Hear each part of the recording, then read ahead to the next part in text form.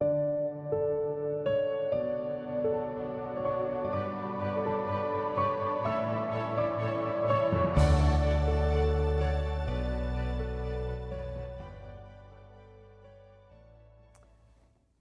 this is Ozzie Ostwalt, and welcome to Religion and Life. The Bible is an ancient collection of writings produced in a very different context from our contemporary culture. Does this mean it has no relevance for today's reading audience?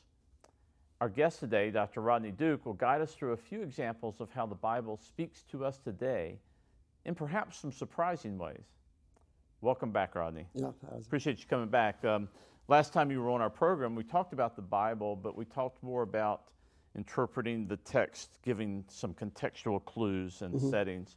And at the end of that, I invited you back to maybe apply some of that interpretation. So I wanted you to come and talk to us about how we can read the Bible with relevance for some issues that are important for us in a contemporary setting, but maybe we wouldn't think about it in a biblical setting. So one of the issues that came to mind, and I think you talk about this in your classes, is the topic of climate change, right. Climate care, environmental issues in general. When we think about that, the Bible doesn't normally come to my mind as the first resource for understanding how we should interact with the climate, but yet your contention is that the Bible has some very important things to say about climate care. Is that correct? Right. So I think we have to be very careful to not force our own questions and issues on the text. Right. But when we start with creation theology, it just naturally hits some of these topics that would apply to climate change. So I brought some slides with me. And so if we look at Genesis 1. So we're starting with the story of creation. Right, so we start with the story of creation, right. Because creation theology is the foundation of biblical theology. And so getting a grasp on that then helps one see where it applies to other areas. That's different than forcing our questions and issues on the text. Okay. So I brought just a couple of slides, and I can't really deal with it in just a quick soundbite, but Genesis 1 starts with three things that are contra life. It just opens with there being an earth that's formless, it's topsy-turvy, it's encased in darkness, and everything is in a watery deep.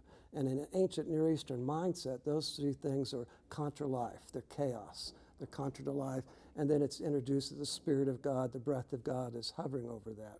Okay. So if you go to the second slide, this will tie into climate change in a minute. I have to set the stage here. Sure, no, right. On day one, God... And to be clear, we're talking about the creation account in Genesis chapter 1, right? Right. So the first of the two creation stories. Yeah, there's actually about 6 creation accounts in the Bible, right? Okay. Genesis 1, and then at 2:4 picks up another, and the Psalms and Job, they have different ways of kind of giving a formulation of creation. Okay, all right. But, so this is the first story from Yeah, so the key one to creation theology is that on day one, God first deals with that element of death and chaos, the darkness, and in high abstraction, he just distinguishes darkness from light, and he creates light. Mm-hmm. On day 2, he he separates the watery depth that's there, that's a symbol of, again, death and chaos, into the waters above the heavens and the waters below. On day 3, he then separates the earth into its mountains and its rivers and its oceans and so forth, and brings about vegetation.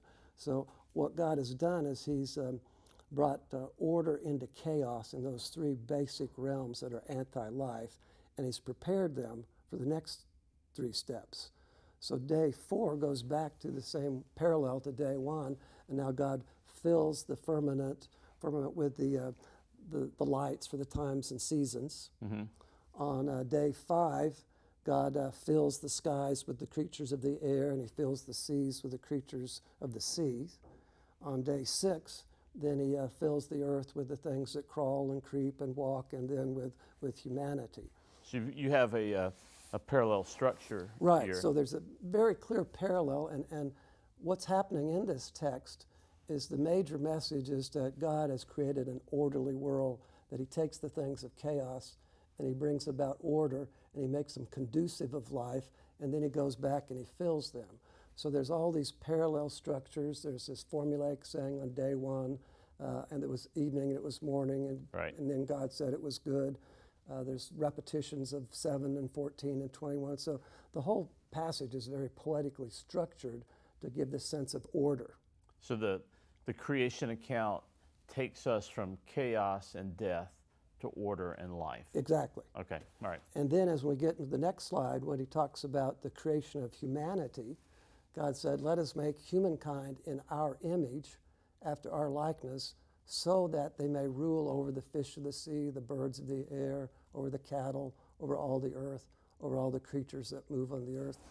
There's a lot of things of real significance about being made in the image of God, but the point I want to make about climate here is that as God has shown his sovereignty over the chaos, that he brings order into chaos, he brings life into where there's death, he then turns around in creating humanity in his image and grants them that same sort of charge over the domains of the earth.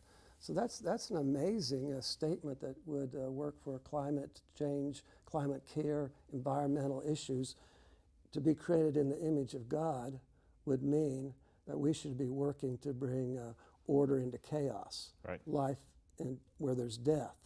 Does that make Yeah, sense? so the main charge for humanity Yeah. from this first story of creation is to maintain creation. Is to maintain the it order of creation. and to do it in acting like God acts. And what does Okay. God do?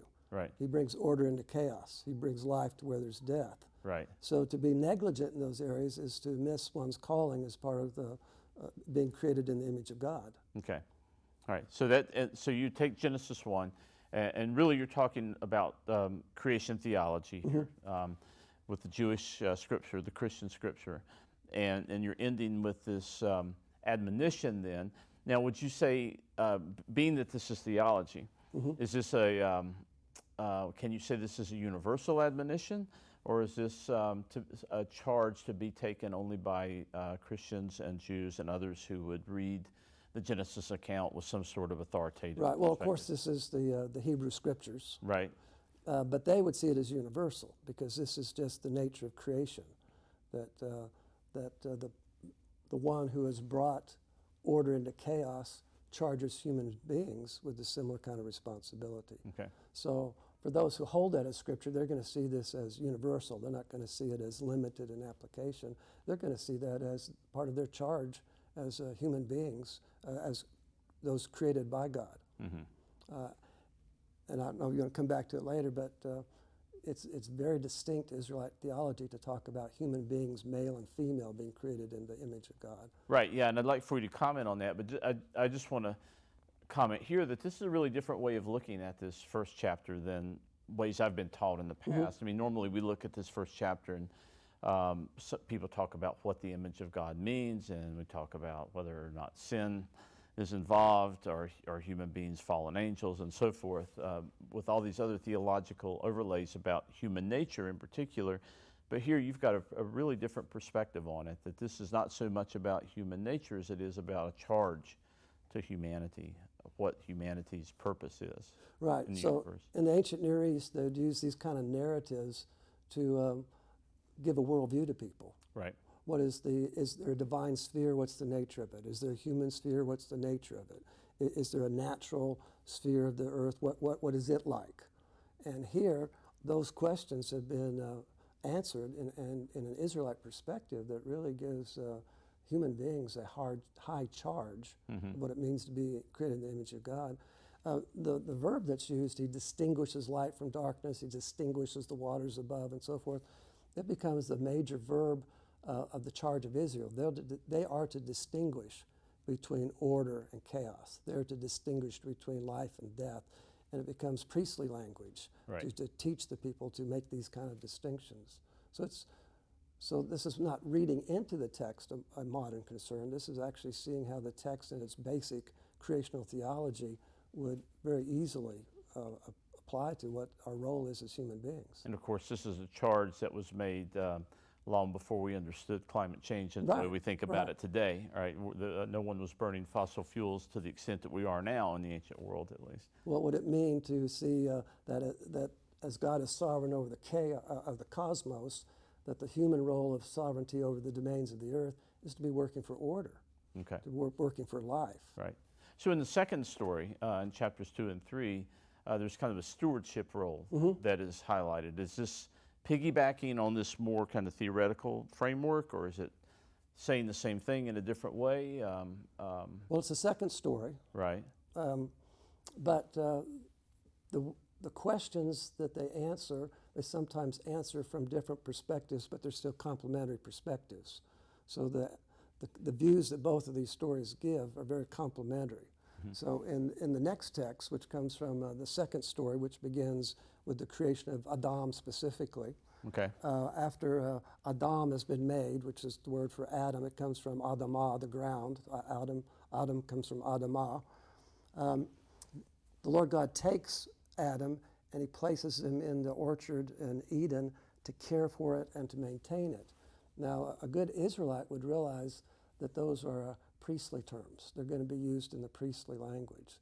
It's not in the P strata of the text, but those become very key priestly terms of the role. That's this idea of caring and maintaining are a high role, a high status. So you might need to amplify that a little bit. I shouldn't have brought that up. Priestly language. Okay, so what exactly do you mean by priestly language in this text? Once you get into the priestly laws and so forth, there's a very specific vocabulary.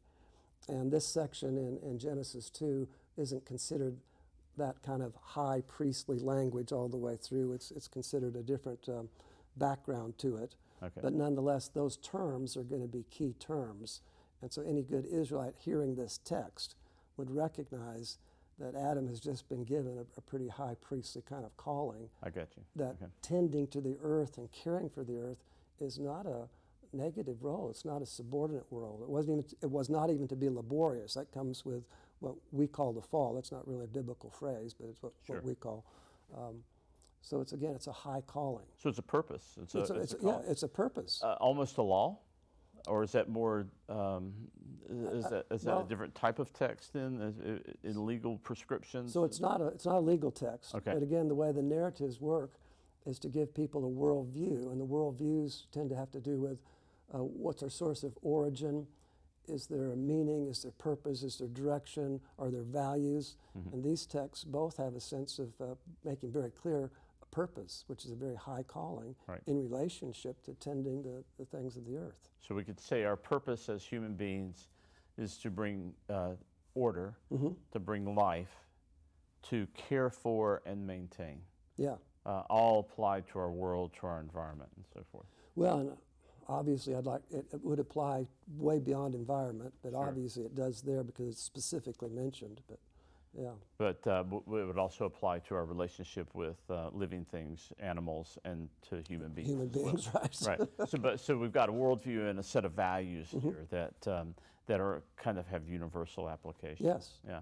So I guess the religious tradition probably has done a better job in taking those values and understanding them as they're applied in relationship to human beings, perhaps, but maybe less so. Has there been less of an emphasis on taking those values and then applying them to our understanding of the environment or the climate?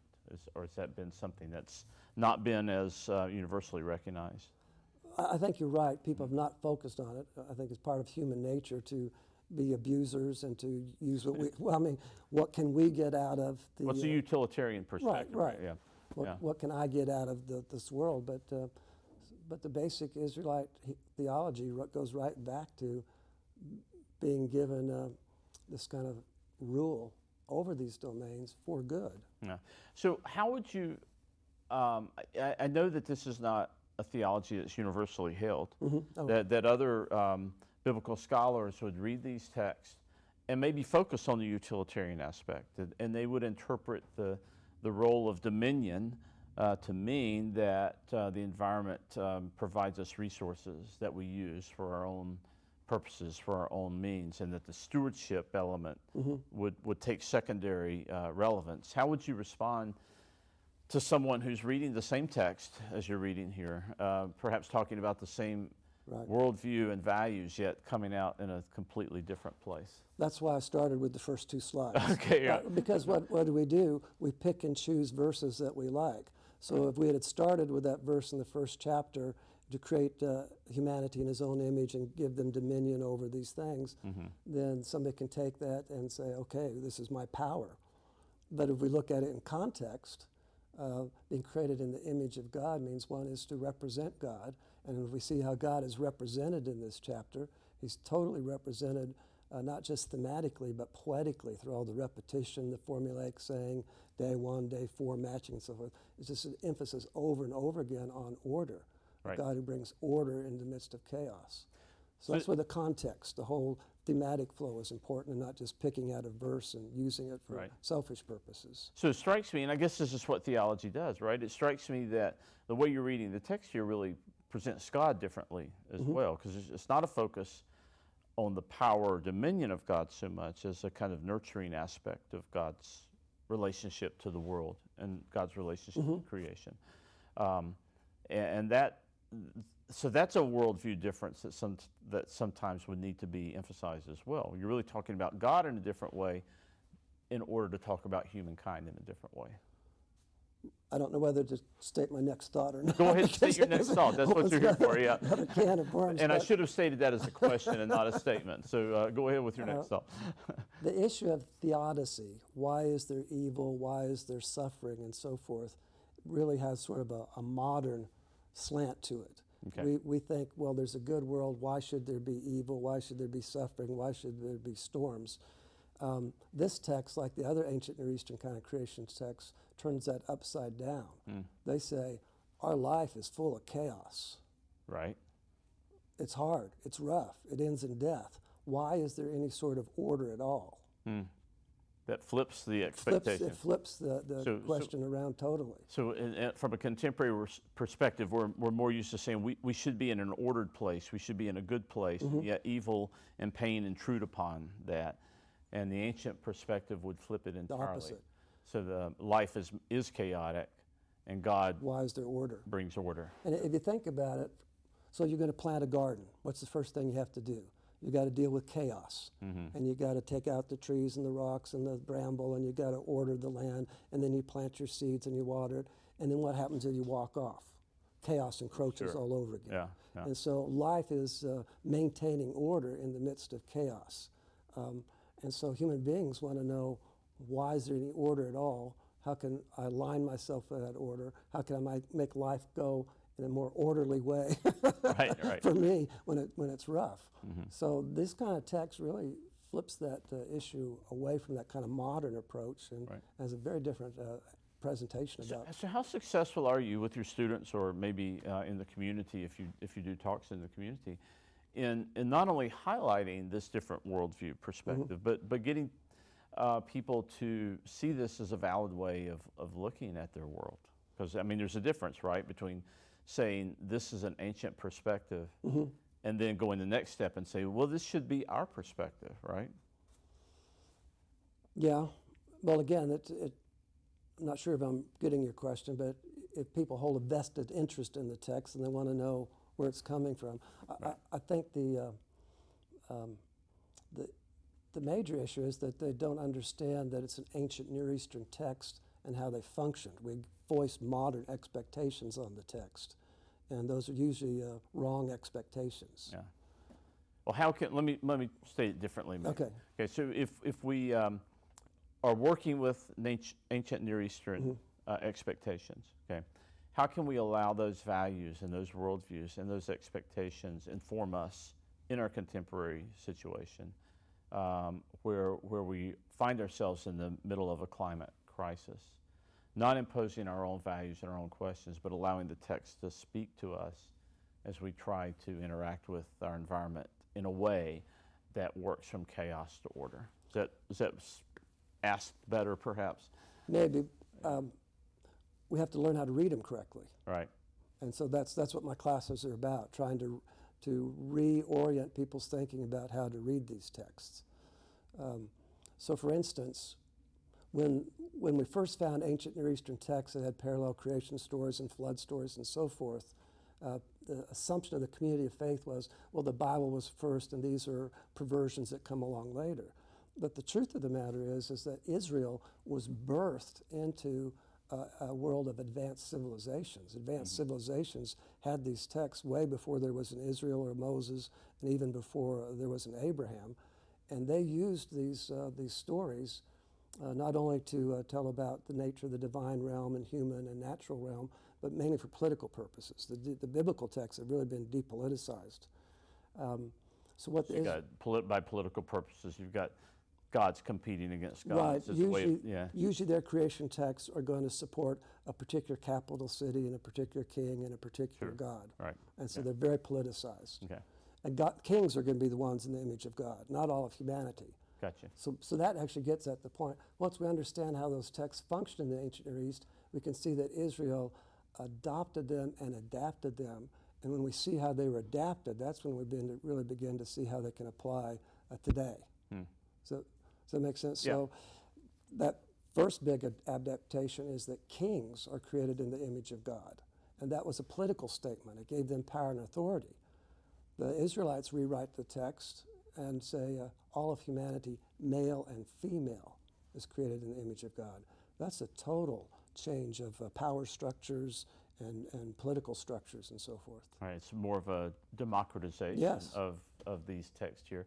And I know we don't have time to get into this today, but something you just said strikes me as another area that we could talk about, where you emphasized God creating humanity in God's image, male and female.